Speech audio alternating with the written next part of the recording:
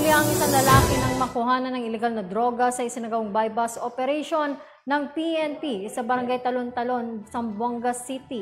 Magbabalita dyan si Patrolman John Ronald Tumono. Tinatayang 428,000 pesos na laga ng shabu ang nasabat sa isang suspect sa bypass operation ng Zamboanga PNP. Kinilala ni Police Colonel Alexander A. Lorenzo, Zamboanga City Director, ang naarestong suspect na si Ariel Bert de los Santos alias Abet, 40 taong gulang, may asawa at residente ng Barangay Talon-Talon, Zamboanga City. Ayon kay Police Colonel Lorenzo, bandang alas 11:30 ng gabi nang mahuli ang suspect sa Barangay Talon-Talon, Zamboanga City sa pinagsanib na pwersa ng mga operatiba ng City Drugs Enforcement Unit at Zamboanga City Police Station 11 na nagresulta sa matagumpay na pagkakaresto sa suspect.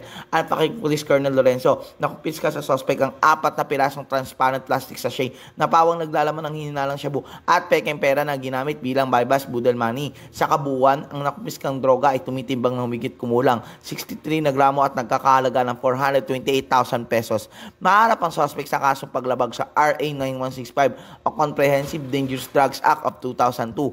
Ang PNP ay patuloy na pag-iigtingin ng kampanya kontra illegal na droga at kriminalidad para sa mas mapayapa at ligtas na komunidad. Mula dito sa Zamboanga Peninsula, ako po ang inyong PNN correspondent, Patrolman John Ronald Tumono, alagad ng batas, tagataguyod ng Balitang Pulis.